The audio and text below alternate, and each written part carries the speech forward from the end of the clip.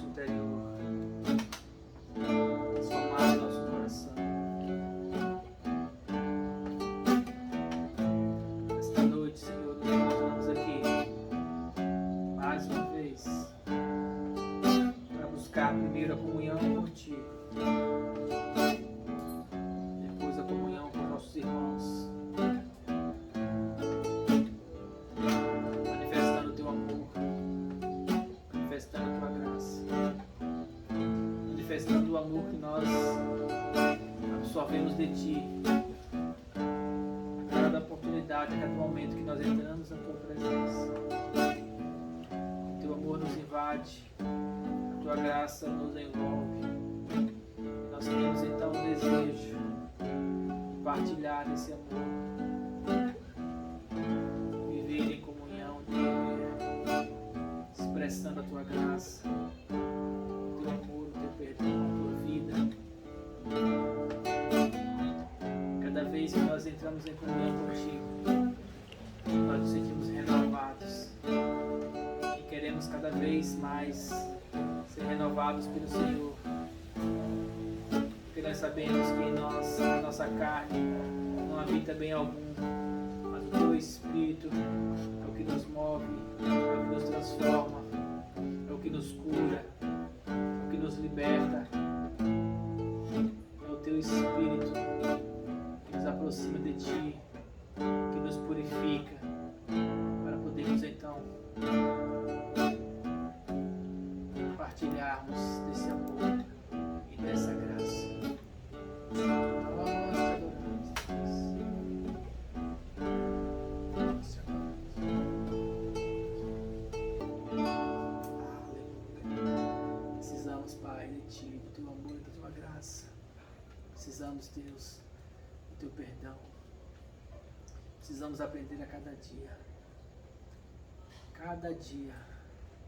Mergulhar mais na presença de Jesus. Deixar que o Espírito Santo clareie dentro de nós a verdade de quem nós somos. Muitas pessoas hoje elas não têm noção de quem elas são. Como assim? Será que a pessoa não sabe o seu nome? Não sabe quem ela é? Não, as pessoas elas simplesmente vivem. Não tem a mínima noção de eternidade, de graça, de Deus, de vida eterna, de propósito. Então é nascer, crescer, reproduzir e morrer. Para muitos isso pode ser o suficiente. Para mim não.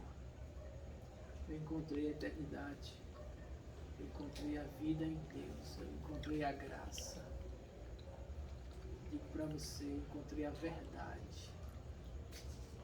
Eu encontrei a verdade na pessoa de Jesus Cristo, na pessoa do Espírito Santo. E cada vez que eu entro em comunhão com Ele, essa verdade ela é mais clara dentro de mim. Ela é mais manifesta e eu consigo enxergar um propósito para essa vida, um propósito que é eterno. E eu entendi que a mensagem do Evangelho é isso. É pregar essa mensagem, essa novidade, essa verdade de que a vida ela é eterna e que tem uma eternidade de alegria e descanso esperando por nós. Podemos viver aqui, desfrutar das coisas, sim, mas tudo aqui é passageiro. Aquilo que é verdadeiro, aquilo que é definitivo, Ele nos garante, mas somente à medida que nós nos submetemos a Ele, ao amor dEle, ao perdão. Somente a partir do momento que nós passamos pela cruz, somente a partir do momento que nós nos entregamos para Ele, o nosso coração, com sujeira, com pecado, com lascívia, com desejos, com erros, com falhas, do jeito que vier, mas que entregue, que se renda, aí Ele tem poder para transformar. Somente quando a gente entende isso, é que nós passamos pela cruz, é que nós podemos perceber a transformação da vida de Deus em nós.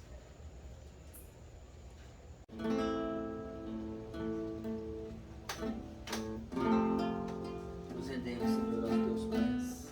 Nos rendemos à tua presença. Nos rendemos à tua glória.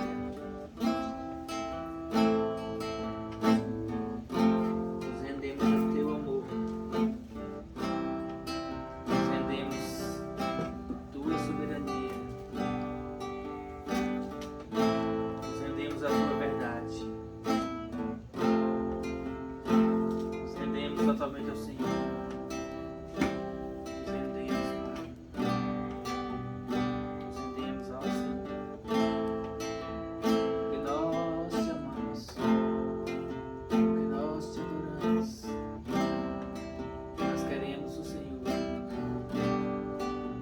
Nada além do que a tua presença. Queremos desenvolver mais dessa comunhão contigo. Nós queremos o Senhor, que nós te amamos, que nós te adoramos. Amar toda nossa alma.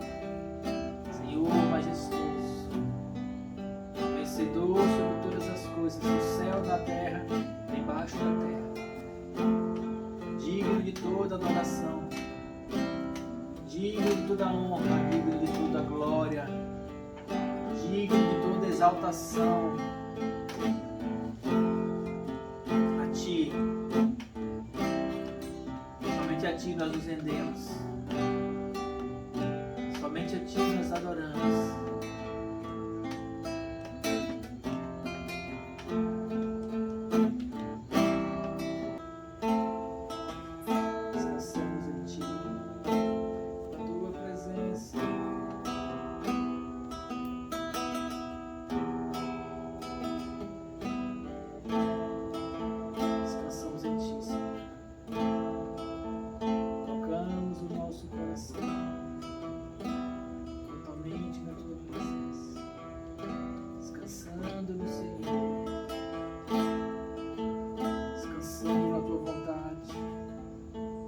Descansando no Teu cuidado. Eu olho para trás, Pai, nessa curta caminhada que é a minha vida. Cuidado em cada momento, em cada circunstância, de como o Senhor nos protegeu, e como o Senhor cuidou de nós, de como o Senhor nos trouxe até aqui de uma maneira tão segura e tranquila. Que nós só temos que agradecer ao Senhor e aprender a nos render mais aos Teus braços, à Tua vontade, porque em Ti nós temos a segurança. Por isso nós nos rendemos completamente à Tua vontade. Que o Senhor nos traz segurança.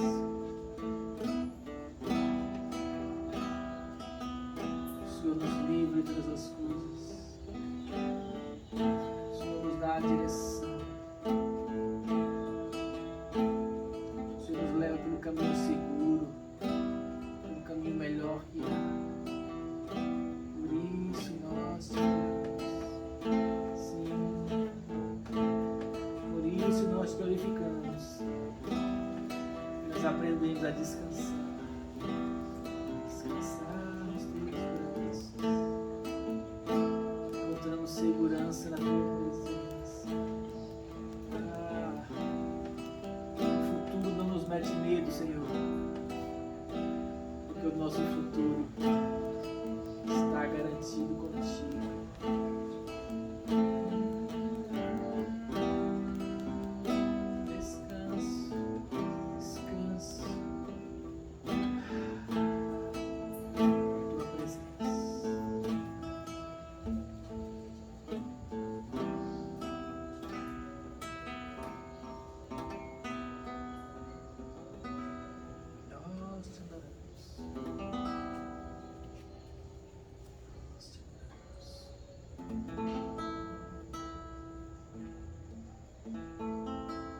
Buscamos a Tua presença.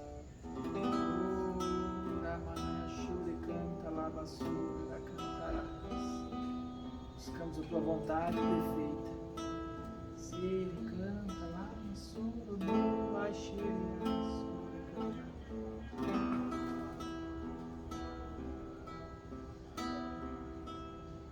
Confiamos somente em Ti, porque sabemos que em Ti nós estamos seguros.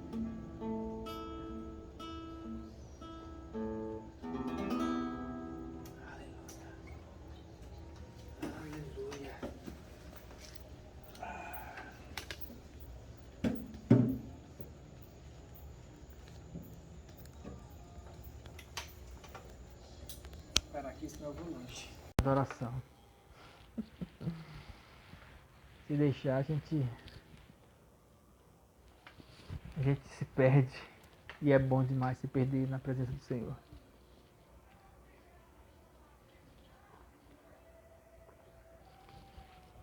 A melhor coisa é quando a gente aprende a se perder na presença do Senhor. Porque aí Ele nos pega pela mão e nos guia por um caminho perfeito, por um caminho melhor. Amém? Nós te adoramos, Jesus. Nós te adoramos. Aleluia. Glória a Deus. Como é que tá a transmissão hoje? Tá boa? O áudio tá bom? Ninguém reclamou do áudio, não? Estão escutando bem?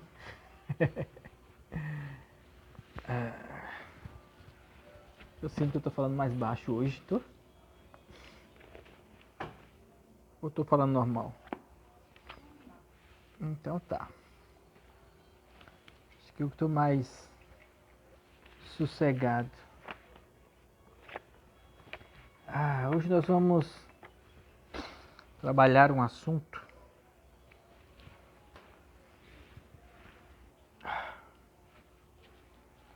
que tem me levado a meditar muito nesses dias. Nós estamos passando por dias em que vários pilares da sociedade foram modificados, não só pela questão da pandemia, mas pela questão também das transformações que tem havido no mundo. A pandemia, eu creio que só veio para realçar isso. Eu lendo história, eu olhando para trás, eu percebo que nós estamos passando por um período semelhante àquilo que se passou em 1500, no período da Revolução Industrial, no período das reformas protestantes, no período do iluminismo, do humanismo, das novas ideias. O mundo ficou num processo de ebulição constante, de transformação. Depois deu uma certa equilibrada e foi as coisas acontecendo de maneira mais lenta nesses 500 anos. Só que nos últimos 10 anos, a coisa deu um salto nas condições de comunicação, internet, informações, acessibilidade, mudou a estrutura de trabalho de muitas empresas, mudou a estrutura de funcionamento da igreja. Sim, mudou, somente na pandemia que tivemos que passar 6, 7 meses de igrejas fechadas no mundo, não foi só no Brasil ou só aqui em Maceió, no mundo. Então, a forma de se relacionar, ela tomou novos ares. No entanto, o princípio da comunhão, ele é o mesmo.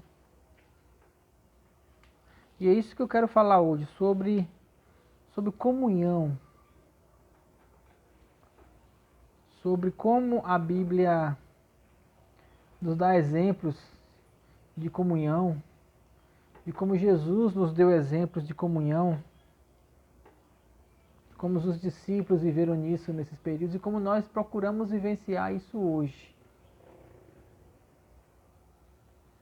Como nós procuramos entender como funciona isso hoje, porque com essas mudanças todas, algo que eu não poderia imaginar, como por exemplo, hoje eu estou aqui na minha casa, fazendo a reunião, algumas pessoas participam conosco, só que nós podemos ter comunhão com bem mais pessoas. E quando eu falo de comunhão, eu falo de proximidade, de fazer chamadas de vídeo, de conversar, de de acompanhar a vida das pessoas, de contar histórias, trocar áudios. Então, muitas vezes às vezes nós temos mais possibilidade de ter comunhão com pessoas que estão longe fisicamente do que das que estão perto. Eu moro em Maceió desde 90 e minha mãe mora no sul da Bahia. E durante um período era muito difícil ter contato com ela.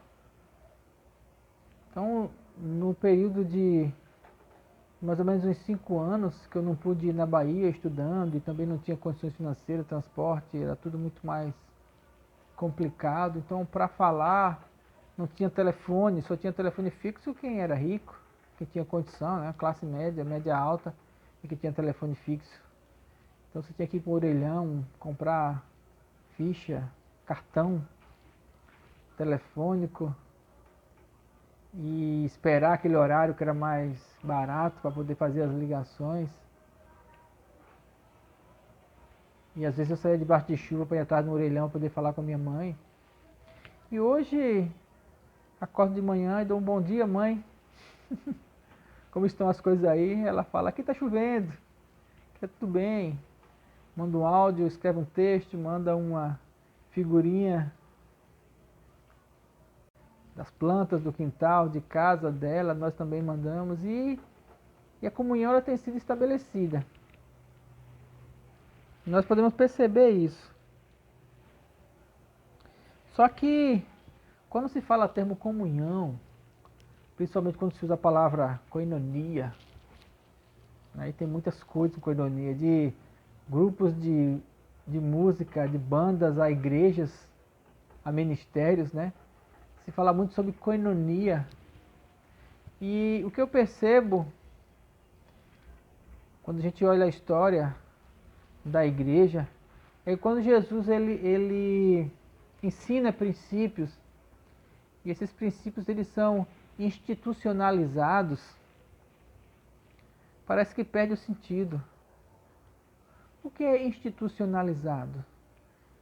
Institucionalizado é quando aquilo vira uma regra, uma norma, uma lei, deixa de ser só um ensino e passa a ser algo estabelecido. Eu tenho que fazer. Eu tenho que estar na igreja. Eu tenho que fazer parte daquilo ali. Eu tenho que visitar meus pais. Eu tenho que visitar meus filhos. Eu tenho que pagar essa obrigação. Nós estamos numa época em que nós temos que pagar tudo. Tudo tem que ser pago. Tudo tem que ser obrigatório. Fui para academia, fiz exercício, tá pago. Tá pago o exercício de hoje. Comi minhas 2 folhas e um tomate e um pedaço de bife. Tá pago a minha dieta. E tudo gera um sentido de obrigação. E eu tenho percebido que quanto mais a gente se sente obrigado a fazer as coisas, mais elas perdem o sentido. Por isso a comunhão, a koinonia, ela vem para mim hoje com um sentido muito mais espontâneo. De algo que precisa fluir. Do interesse de estar junto. Do interesse de participar. Do interesse de querer fazer parte com pessoas, estar com pessoas, independente da quantidade, mas se sentir bem, partilhar coisas. Isso é um princípio cristão.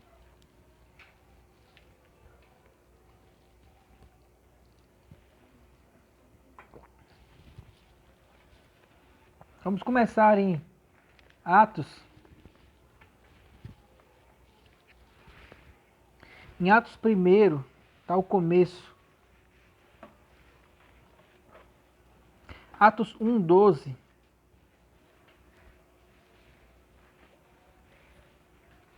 Se você ler o livro de Atos, sem entender como sendo o livro que relata os feitos de uma igreja, como se fosse o diário de uma igreja, ou o livro de Atos de uma igreja, Mas se você ler o livro de Atos como coisas que foram fluindo, que foram acontecendo, eles não tinham instituição nessa época aqui. O que é institucionalizado? O que Jesus falou foi: permanecer em Jerusalém até que do alto sejais revestidos de poder. E isso eles fizeram, vamos permanecer. Em Atos 12, depois que Jesus foi arrebatado, diz assim: então voltaram para Jerusalém, do monte chamado das Oliveiras, do qual está perto de Jerusalém, à distância do caminho de um sábado. O caminho de um sábado é a distância que os judeus, por lei, poderiam andar no sábado. Eles tinham um limite, só podia dar tantos passos no sábado. Então, quando falava assim, distância de um sábado, significava que era uma distância que dava aquela quantidade de passos, segundo a lei dos judeus. Então, o Monte das Oliveiras estava à distância de um sábado. E entrando, subiram ao cenáculo, que era o lugar onde habitava, onde morava Pedro, Tiago, João e André, Filipe e Tomé, Bartolomeu e Mateus, Tiago, filho de Alfeu, Simão Zelote e Judas, filho de Tiago. Todos estes perseveravam unanimemente em oração e súplicas com as suas mulheres e Maria, mãe de Jesus, e com seus irmãos. Então, as pessoas que resistiram, depois que Jesus foi aos céus, eles permaneceram juntos. Perseveravam. Essa palavra perseveravam remete a um desejo insistente de lutar contra uma condição. Perseverar significa que você está tendo uma correnteza contrária, mas você persevera naquele sentido. Então eles tinham a tendência a se separar, mas eles perseveravam unânimes. Perseveravam. Estavam ali, eles queriam estar juntos. Não é só porque Jesus deu a ordem, é porque eles sentiam a necessidade de que precisavam estar juntos em orações e súplicas. Jesus deixou algo no coração deles e eles permaneciam aquilo ali. E a orientação de Jesus foi: permaneçam em Jerusalém até que do alto sejais revestidos de poder. E ali eles permaneceram, perseveravam fazendo o quê? Em súplica, juntamente eles e as suas mulheres, com Maria, com orações e súplicas. E ali eles estavam todos juntos. Se você passar uma página, em Atos 2, no dia de Pentecostes, diz assim: cumprido-se o dia de Pentecostes, que era o dia da festa da colheita. Pentecostes era a festa que se fazia em comemoração à colheita.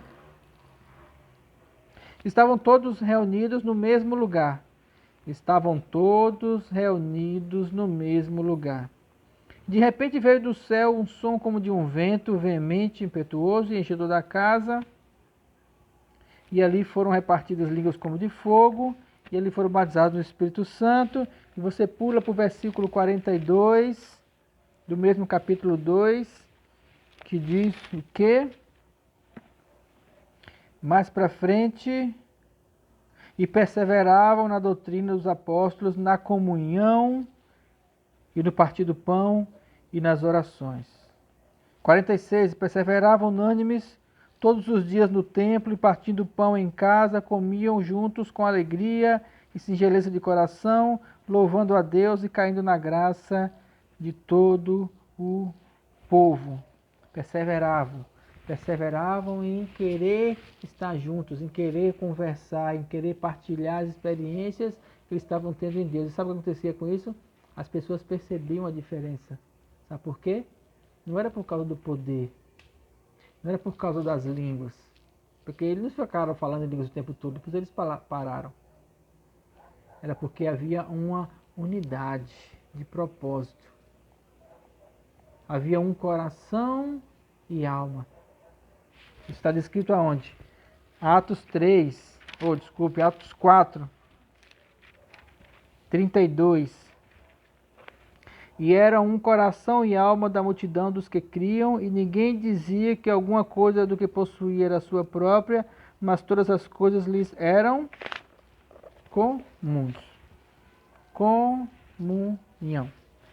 A palavra comunhão por mais que ela hoje faça parte do linguajar cristão, a palavra koinonia é uma palavra grega, não é uma palavra do hebraico. Foi uma palavra que foi incorporada ao Novo Testamento, foi usada por quê? Porque Paulo andou muito pela Grécia e a Grécia era a língua grega, a filosofia daquela época, as ideias gregas, elas estavam em evidência. Então muitas palavras do que nós temos hoje, inclusive palavras que eu acho bonita, koinonia é uma palavra bonita, né? Muitas palavras que nós usamos na Bíblia são palavras gregas. Koinonia, ágape é a palavra grega, amor, amor fraterno, né? Tanto é que os gregos têm uma palavra para cada tipo de amor, né? Ágape, ero, filos. Cada amor tem uma palavra diferente. No português que é tudo simplificado, tudo é amor. A gente que lute para decidir que tipo de amor é. Tem várias palavras que elas foram sendo traduzidas e hoje elas se tornam jargões e as pessoas falam, e quando a gente vai procurar entender de fato o que é comunhão, o que é o koinonia, a gente vai para Atos e a gente lê: e tinham todos tudo em comum, era só um coração e alma dos que criam. Eles estavam juntos, eles queriam estar perto, eles gostavam de estar uns com os outros para partilhar daquilo que Deus tinha colocado no coração deles. Não era uma instituição, não era uma obrigação. A igreja não surgiu como igreja.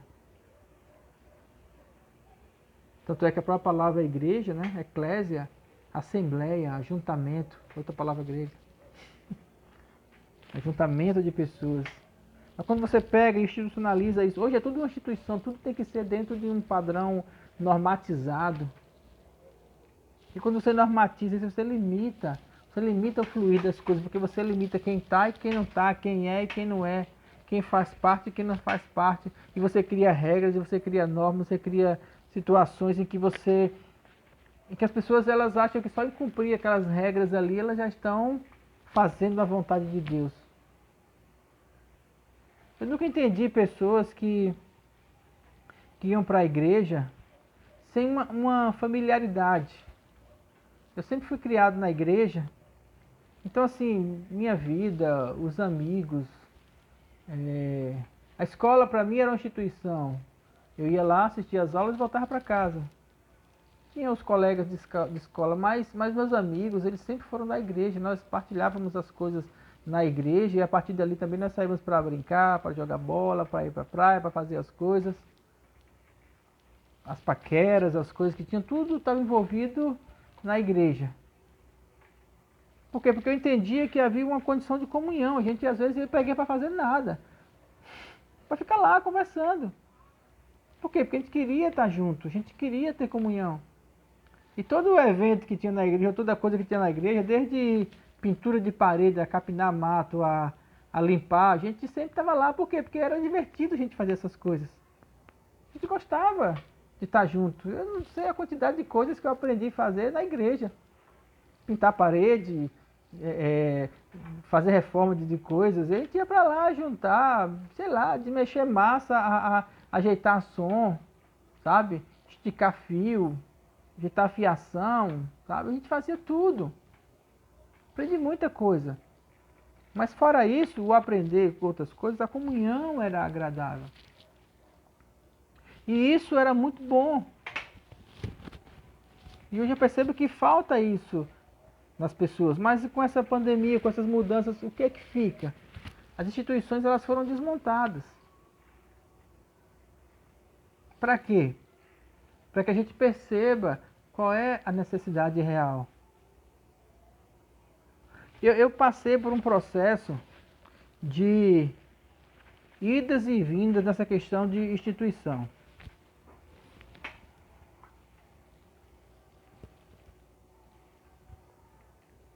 Quando eu mergulhei nas práticas espirituais, quando eu comecei a orar em línguas, então Deus começou a mostrar no meu coração que aquela instituição, aquele lugar onde eu fazia parte, aquilo ali tinha perdido sentido, porque eu estava na igreja todos os domingos, mas eu não tinha mais a comunhão. Eu fazia tudo aquilo por uma obrigação. E eu fazia de tudo. Pregar, eu fazia porque me sentia obrigado a isso, cantar, tocar, evangelizar, tudo. Eu me sentia como um funcionário dentro de uma instituição. E aí, quando eu comecei a mergulhar numa vida em Deus, o Espírito Santo me tirou dessa situação. Ele tirou, falou assim, eu quero você para mim, eu quero que você tenha comunhão comigo. Aí eu saí da igreja. Nós saímos, na verdade, eu e Glenda. Então nós paramos de fazer parte de uma igreja, paramos de congregar. E eu fiquei em casa, orando, jejuando, buscando a presença de Deus. Ficamos em casa, tínhamos nossas práticas espirituais, individuais. Buscávamos a presença de Deus. E fomos crescendo ali. E a condição da necessidade da estrutura, ela foi saindo da gente. Isso durou mais ou menos uns 7 anos. Mas chegou um dia que eu comecei a sentir a necessidade de algo diferente. Chegou um dia que começou a bater uma insatisfação dentro de mim e eu não sabia o que era. E eu fui orar. E aí um dia o Espírito Santo ele me mostrou o que eu estava precisando. Eu peguei, eu lembro que era um domingo à noite, bem tranquilo como esse assim de hoje. Um domingo bem normal. E eu estava assistindo Fantástico. Mas assistindo, mas por assistir. Ali, pensando nas coisas, nessa insatisfação que estava no meu coração. Foi quando o Espírito Santo me direcionou a fazer algo. Então eu desliguei a televisão, chamei todo mundo.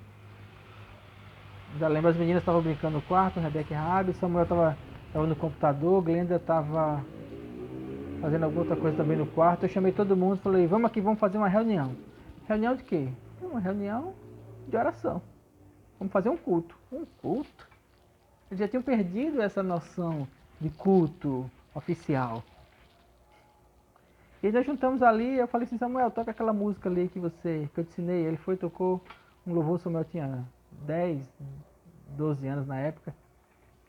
E aí depois que ele tocou uma, duas músicas, aí eu peguei, abri um texto da Bíblia, li, eu ainda lembro, eu mandei cada um e lendo um versículo. Rabi não sabia ler ainda, aí Glenda leu para ela o pedaço, ela ia lendo, ela ia repetindo, cada um leu um versículo. E aí eu fui, expliquei, dei uma explicação rápida sobre aquele versículo, que eu entendia daquilo. Nós demos as mãos, fizemos uma oração, e eu falei, pronto, cada um vai para o seu canto agora.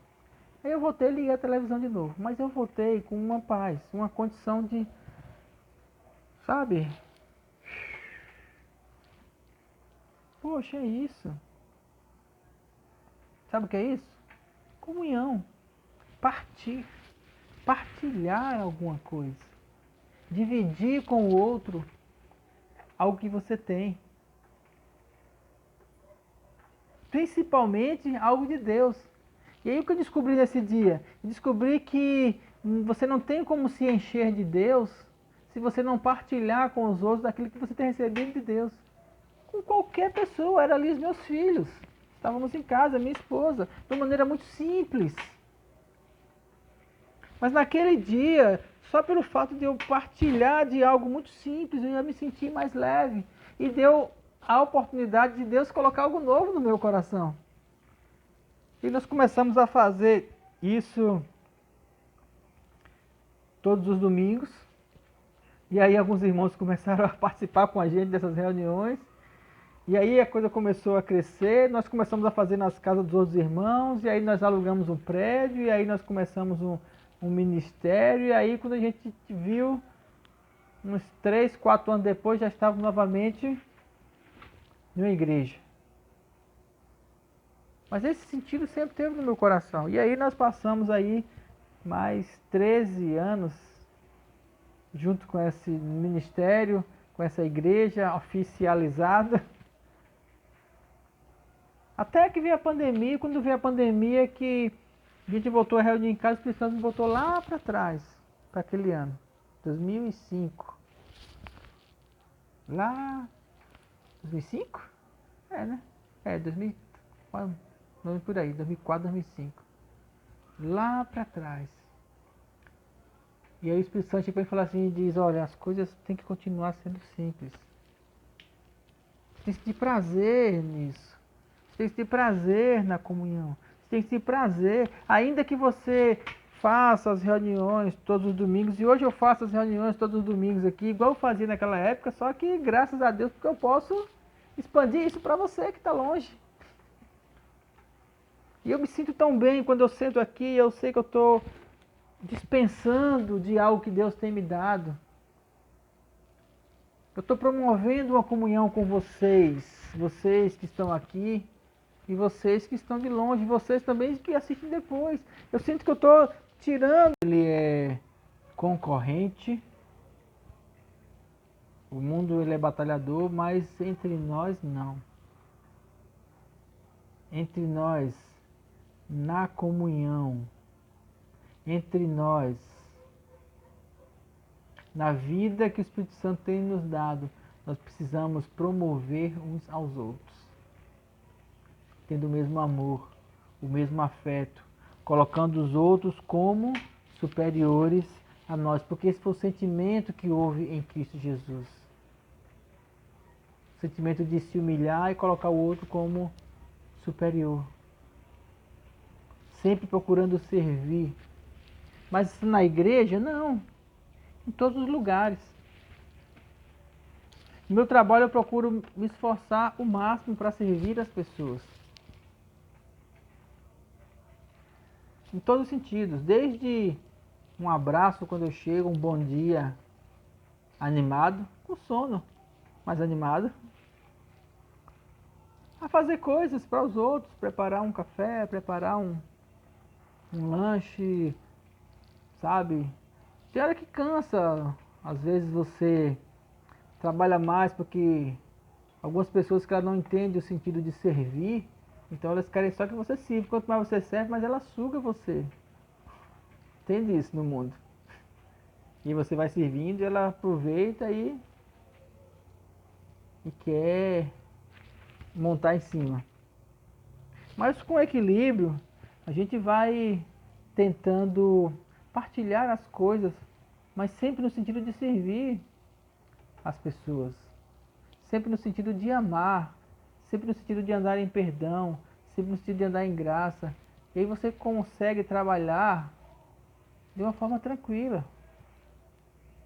Você consegue trabalhar de uma forma amável. Ah, mas o trabalho é estressante, as pessoas são estressantes, o mundo é estressante, tudo hoje é estressante. Sabe por quê? Porque as pessoas estão estressadas. O estresse ela não está do lado de fora, o estresse está dentro das pessoas. O estresse está no coração das pessoas.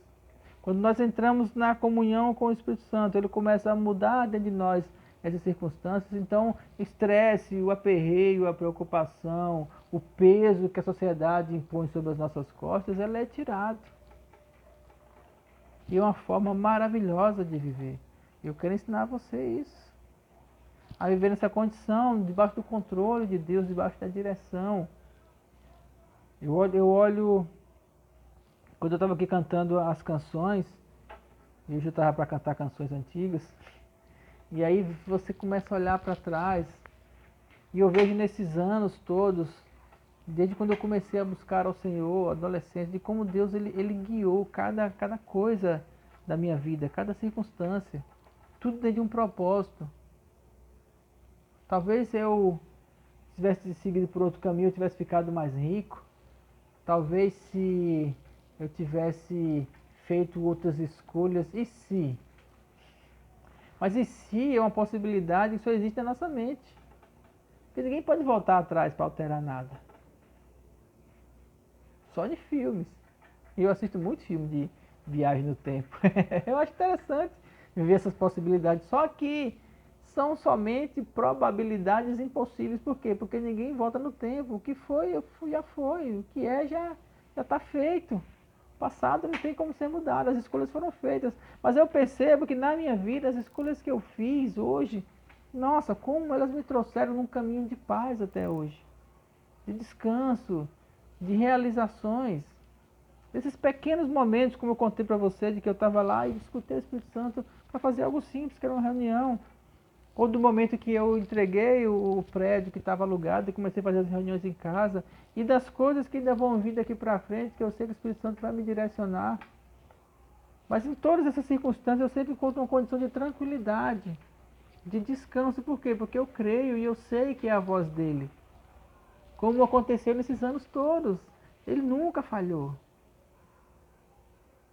Por quê? Porque a comunhão é partilhar coisas. E quando eu falo de comunhão, de partilhar coisas com você, é porque na minha comunhão com Deus, ele partilha coisas comigo. Da vida dele, das coisas que ele sabe. E ele sabe tudo. E ele me direciona, e ele vai guiando, e eu confio. Confio cegamente, se é que pode dizer assim, naquilo que ele fala no meu coração. Eu me lanço, eu me rendo. E eu nesses anos todos, nesses quase 30 anos, eu não encontrei uma condição. Eu olho para trás e não vejo uma condição em que possa dar errado. Porque todas as escolhas que eu fiz guiado por ele deram certo. Me trouxeram para um lugar de tranquilidade, de paz, de realização. Eu acho que é isso andar em fé. Eu acho que é isso andar pelo Espírito. É isso que é andar em Deus. Isso que é ter uma vida no Espírito. É você dar essa condição de comunhão em que aquilo que você absorve de Deus você passa para as pessoas. Paulo escreve assim em Coríntios: quando vos reunis, um tem salmo, outro tem palavra, outro tem profecia, outro traz revelação. Tudo seja feito para a edificação do corpo. Um tem palavra, outro tem revelação, outro tem... Cada um que busca na sua comunhão com Deus, vem e traz para o corpo. Para quê? Para partilhar. É como se fosse uma mesa em que todos está vazia e todo mundo chega e coloca alguma coisa que produziu no seu dia a dia e ali todos comem. Assim é a comunhão. Daquilo que nós aprendemos em Deus. Assim é a comunhão, é partilhar coisas. Mas isso não tem que ser institucionalizado. Por quê? Porque se uma pessoa chegar e não trouxer nada, ela não vai deixar de comer. E se o outro tem condição de trazer 3 pratos, se o outro recebeu palavra e revelação e profecia, que ele pegue os 3 e coloque sobre a mesa. Mas não para ele, para os outros, para aquele que não tem nada, seja participante. E é isso que eu tenho procurado fazer hoje, procurar aquilo que Deus tem me dado e repartir com vocês. Não porque eu sou o maioral ou alguma coisa desse tipo, que eu quero ser o líder, porque eu sou o pai na fé. Eu não tenho essas pretensões dessas coisas mais, como se ensinam algumas pessoas. Ainda que eu entenda o princípio de paternidade, de fé, mas eu entendo muito mais o princípio do partilhar. Jesus ele chegou para os discípulos um dia e falou assim: olha, já não vos chamo de servos, eu chamo vocês de amigos. Porque os amigos não escondem dos outros o que está para acontecer. E eu vou contar para vocês: olha, eu vou morrer. Vai ser assim, assim, assado, assado. Nós somos amigos. Porque servo é uma condição de hierarquia. Eu te dou a ordem e você vai e cumpre. Faz do jeito que eu mandei. Jesus falou: não, não, não. Nós temos que subir o nível. Nós temos que ser amigos. Vocês têm que me seguir porque vocês me amam. Porque vocês confiam em mim. Não é porque eu estou mandando. É assim que funciona o mandamento em Deus. Esse é o jeito de nós andarmos. E quando eu falo algo hoje, ensino, direciono aqueles que me ouvem, eu não ensino como uma regra, como um preceito, como uma doutrina. Eu ensino como algo de amor, como um direcionamento. Olha, você precisa fazer assim, ó. E se eu não fizer, eu não vou deixar de lhe amar, não. Agora que eu creio que essa é a direção. Para quantas pessoas eu já cheguei e falei assim: olha, o caminho é você precisa jejuar. Vai jejuar, isso vai resolver se você jejuar. Olha, você precisa passar pelo menos meia hora do seu dia orando em línguas. Isso vai mudar a sua vida. Quantas pessoas eu cheguei e falei assim: olha, vai ler a palavra, lê o livro tal, lá está a resposta que você precisa. E aqueles que foram e leram, encontraram, e voltam e falam assim: nossa, que maravilha, que revelação, você foi usado por Deus. Amém. Esse era o propósito. Mas eu não sou nada além do que um guia. E não é uma regra, um mandamento, uma obrigação. É uma direção. Assim tem funcionado. E isso é comunhão. E graças a Deus que a gente pode vivenciar isso hoje de uma forma muito mais ampla através da internet. Amém? Para encerrar, 1 João Lá antes de Apocalipse.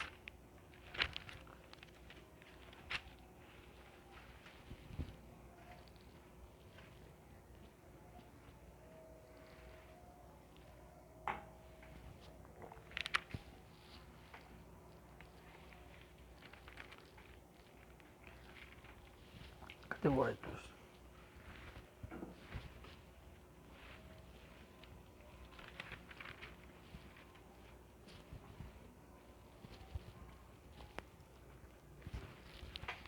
Primeira João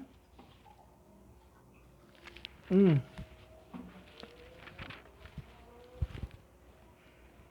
Que isso?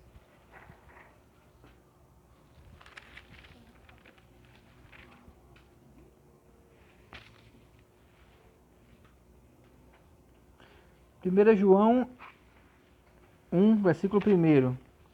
Ele começa dizendo assim: o que era desde o princípio, o que vimos com os nossos olhos, o que temos contemplado com as nossas mãos, tocaram da palavra da vida. Ele está falando de Jesus aqui.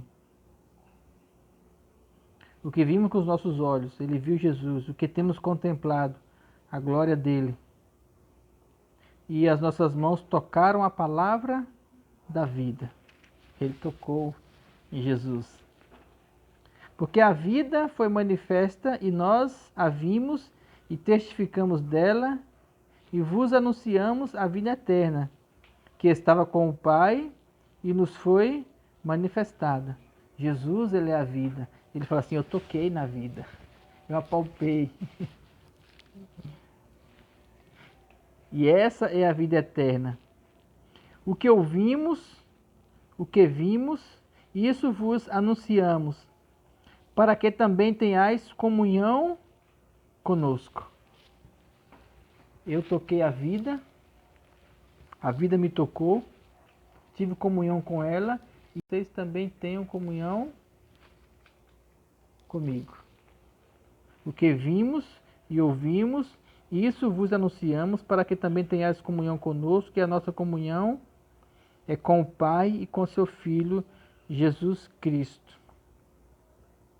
E essas coisas vos escrevo para que o vosso gozo se cumpra. Algumas traduções falam assim, e essas coisas vos escrevo para que a vossa alegria seja completa.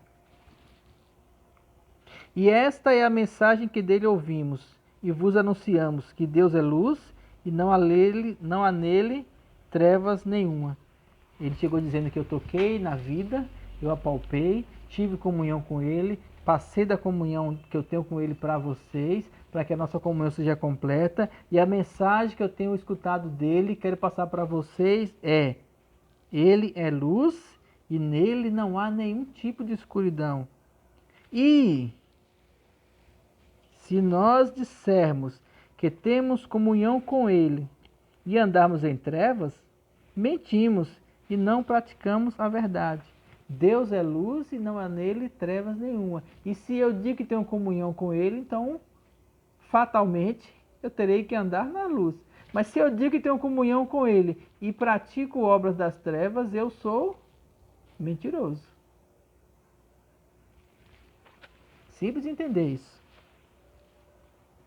Mas se andarmos na luz, como ele na luz está, temos comunhão uns com os outros, e o sangue de Jesus Cristo, seu Filho, nos purifica de todo o pecado. Se andarmos na luz, como ele na luz está, se mantivermos a comunhão, essa comunhão com ele, e que nós partilhamos com as pessoas, ela nos purifica de todo pecado. A comunhão que traz purificação.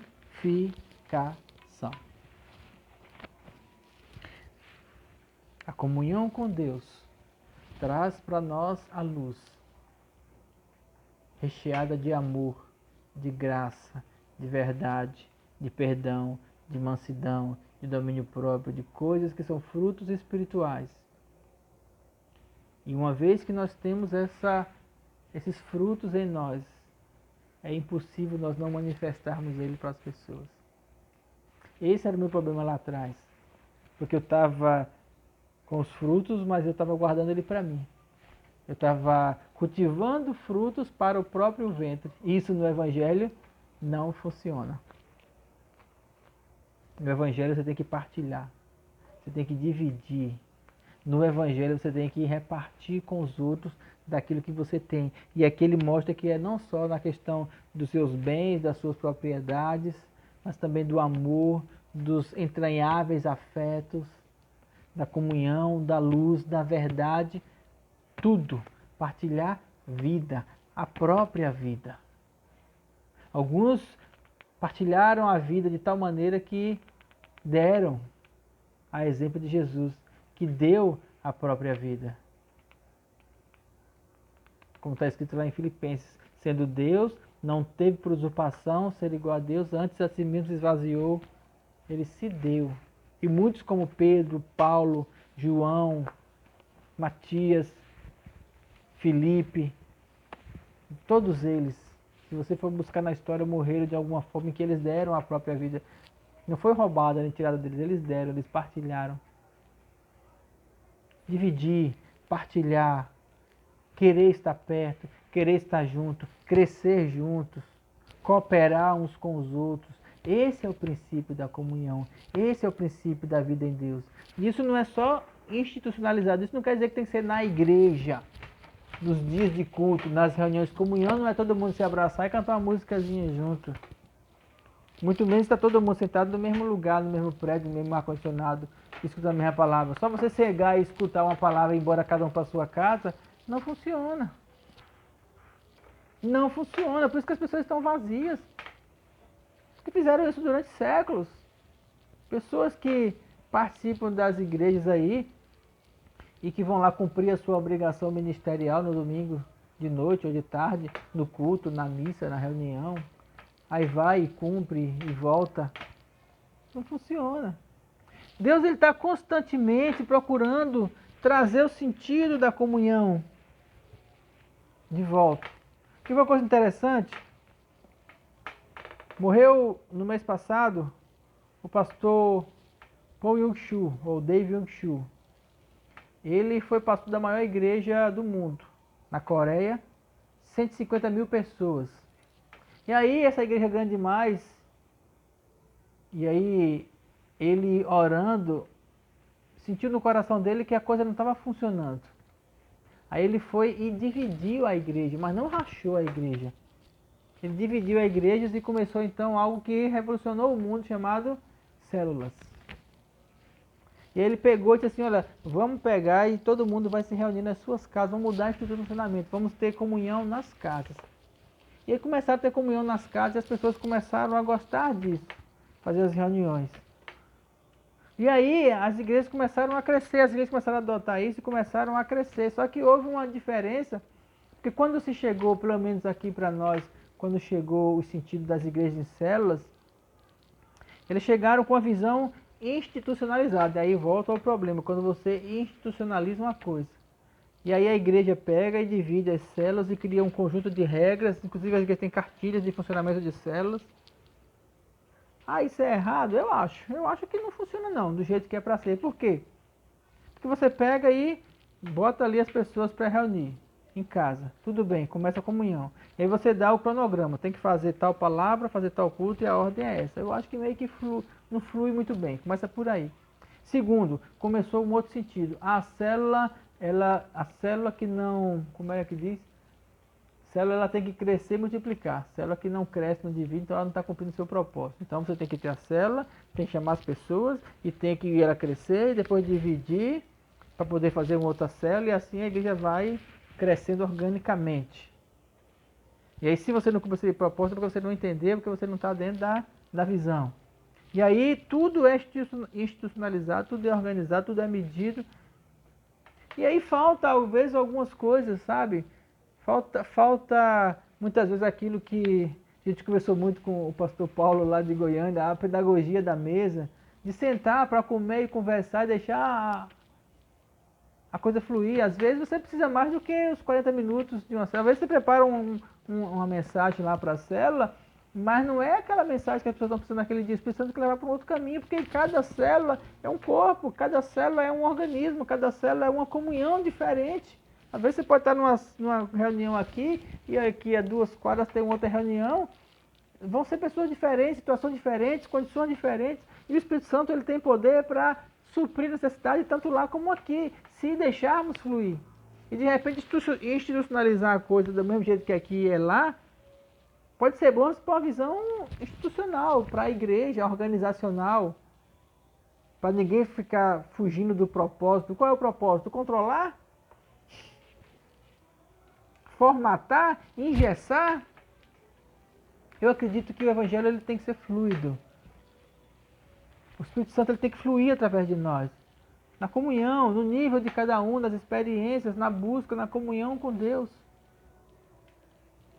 Porque todos nós temos bebido do mesmo Espírito, da mesma fonte. Todos nós podemos beber da mesma fonte. Todos nós podemos partilhar as mesmas coisas. Mas o princípio é, nós queremos isso? Nós temos o mesmo interesse? Nós temos o mesmo coração e alma? Será que nós somos o mesmo corpo? E aí vem o sentido. Eu acho interessante o sentido do pão. Eu acho interessante o sentido do pão, porque aquilo que Jesus usou como exemplo, primeiro que então ele fala assim, isso é o meu corpo que por vós é partido, ele fala assim, olha, eu sou um corpo que está dividido em vários pedaços. Isso é o meu corpo que eu estou partindo para todo mundo. Estou dividindo. Mas esse corpo, ele poderia usar o exemplo de uma pedra, ele poderia usar o exemplo de uma árvore, ele poderia usar o exemplo de um tijolo, ele poderia usar o exemplo de um pedaço de carne. Ele poderia usar qualquer um outro exemplo, se bem que ele comparou o pão à carne. Mas por que ele usou o exemplo do pão? Porque ele falou assim, ó, isso é o meu corpo que por vós é partido, só que isso é alimento. Todos vocês vão se alimentar de mim. Todos vocês podem se alimentar de mim. Todos vocês podem ter daquilo que eu tenho. Todos vocês podem ter a mesma vida que eu tenho. Isso é o meu corpo que por vós é partido. Então é um corpo que foi subdividido para que todos sejam participantes do mesmo corpo, para que todos tenham o mesmo elemento, para que todos tenham a mesma vida, para que todos tenham a mesma natureza, para que todos tenham tudo em comum. Fantástico isso. Fantástico todos terem o mesmo pensamento, o mesmo sentimento, o mesmo propósito, todos serem um coração e alma. Quando os cristãos partiam o pão lá no começo, sabe por quê? É porque eles tinham tudo em comum. Desculpe. Quando institucionalizaram isso, quando colocaram como instituição, porque tem que ser tal dia, porque tem que ser tal mês, porque tem que ser desse jeito, porque tem que ser pão assim, pão assado. Há uma época, principalmente na igreja, que não podia ser pão comum, tinha que ser pão sem fermento, porque lá na Páscoa era o pão sem fermento. Porque tem igreja que faz uma vez por mês, tem igreja que faz todo domingo, tem igreja que faz não sei lá quanto tempo, e aí criaram normas e regras. Só que perderam o sentido. O sentido de quê? De que faz parte de um mesmo corpo. Que todos se alimentam do mesmo corpo.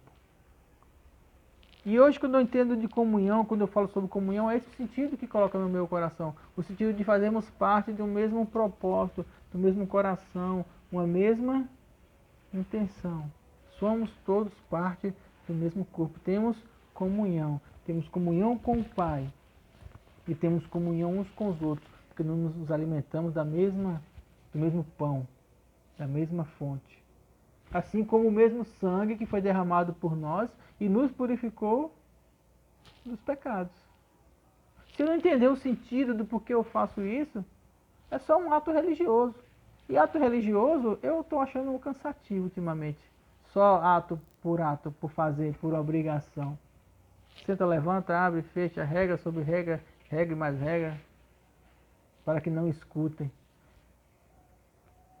Quando Deus falou sobre isso lá em Isaías, ele falou assim: esse povo me honra com os lábios, mas o seu coração está longe de mim, e o ensinamento que tem para comigo são ensinamentos de homens que maquinalmente aprenderam. As traduções novas não trazem essa palavra, mas as antigas trazem. Eu gosto dessa palavra. São ensinamentos de homem que maquinalmente aprenderam. O que é maquinalmente? Aprenderam pela repetição, aprenderam de forma, sabe, faz por hábito, sem entender o sentido, sem ser por fé. Você só entende quando você faz por fé. Quando você faz por fé, porque você entendeu. Eu estou fazendo isso porque eu creio que é dessa maneira. Eu tenho fé. Aí funciona. Se não for por fé, nem faça. Porque é só mais um hábito. Aí não faz diferença se você faz parte de uma igreja, de outra igreja, essa, aquela outra religião. Religião é tudo igual. Mas fé, comunhão, experiência com Deus, vida em Deus é diferente. E é isso que Deus está tentando resgatar nesses últimos dias. A comunhão com Ele, a vida com Ele. E a comunhão com as pessoas, destruindo as estruturas, quebrando, tirando essa condição. O que eu tenho visto de pastores de igrejas grandes que entenderam isso e fecharam as igrejas, ou deram para o outro: você quer continuar com isso aí? Continua, eu não quero mais não. E começaram então a viver uma vida em Deus. Por quê? Porque estavam cansados, enfadados. Não estou dizendo que são todos. Existem igrejas onde tem uma comunhão, onde tem uma liberdade, onde tem uma vida em Deus, sim. E é isso que nós estamos ensinando. Nós também somos igreja aqui. Estamos reunindo como igreja. Mas precisamos entender o sentido de por que estamos aqui. Queremos estar aqui? Queremos ter comunhão? Queremos partilhar isso? O que eu quero de Deus? Ou eu só estou como aquelas pessoas que vão para a igreja porque querem só alguma coisa material? Dinheiro, casa, emprego, casamento, o que mais que outras pessoas vão buscar na igreja? Sabe? Vou lá igual ao supermercado, vou pegar alguma coisa e vivo a minha vida normal. Se a vida em Deus não fizer parte da sua vida, é porque você não está vivendo ela ainda. Pareceu redundante, mas eu queria que fosse mesmo, bem redundante. Se você não entende a comunhão com o Espírito Santo, se você não consegue falar com Ele, se você não tem comunhão, se você não escuta Ele, se você não consegue encontrar descanso nos braços dEle, você precisa se trancar no quarto e rever todo o seu entendimento sobre vida em Deus. Porque isso aí é uma coisa que é sua e dele, é com você e Ele. Se você não encontrou esse lugar ainda, querido, você precisa encontrar. Um lugar de descanso, um lugar de paz, um lugar de vida. Você precisa aprender a comer do pão. Vem pegar. Chega. Vai distribuir aí. Precisamos aprender a comer do pão. Precisamos aprender a viver a vida de Deus. Pode pegar o copo. Você entrega? Por favor.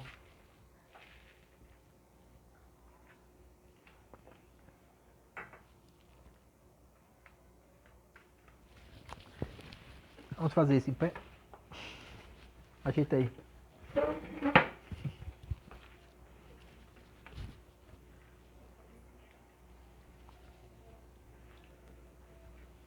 Coloca em pé, por favor.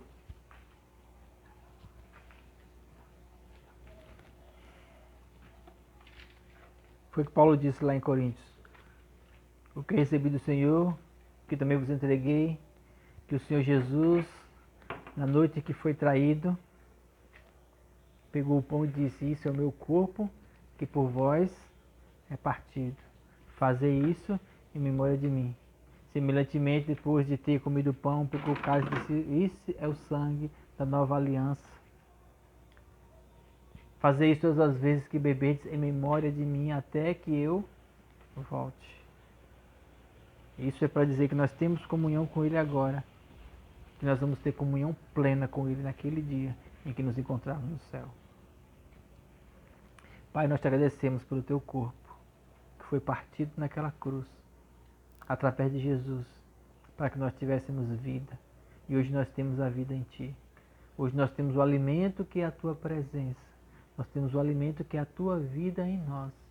E nós te agradecemos por isso, pela comunhão, por estarmos juntos e por gostarmos de estar junto com o Senhor e por podermos partilhar isso com as outras pessoas.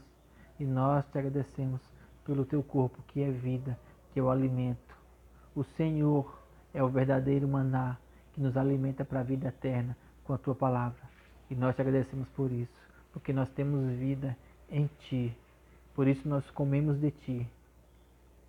Nos alimentamos da tua presença, nos alimentamos do teu amor, da tua graça, do teu perdão e da tua vida. E nós te louvamos por isso.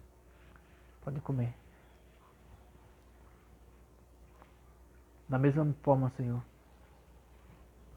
nós te agradecemos, porque o teu sacrifício na cruz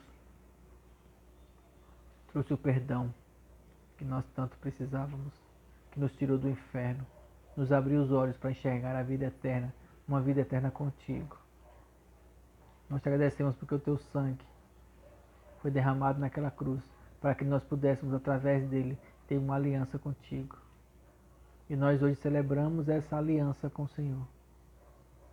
Uma aliança que nos purificou, que nos restaurou, que nos deu vida, que limpou os nossos pecados. Muito mais do que isso, uma aliança que nos garante uma vida eterna com o Senhor. Por isso, Pai, nós bebemos hoje deste cálice, deste suco de uva, do fruto da videira, esperando até aquele dia que nós beberemos com o Senhor no reino celestial. Anseiamos por tua presença, anseiamos por teu retorno, anseiamos por tua vida, anseiamos por mais de ti. Maranata, vem, Senhor Jesus, porque nós aguardamos o Senhor. Nós te agradecemos em nome de Jesus. Amém.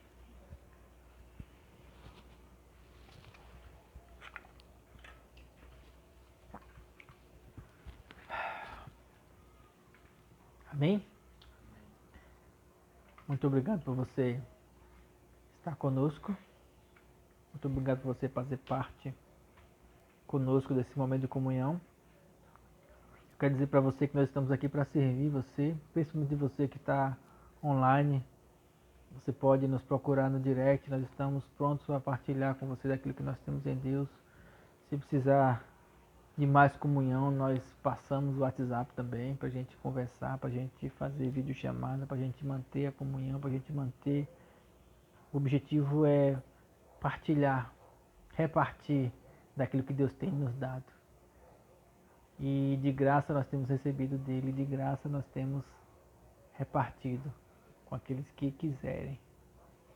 Amém? Deus louvado na sua vida e até a próxima reunião, em nome de Jesus.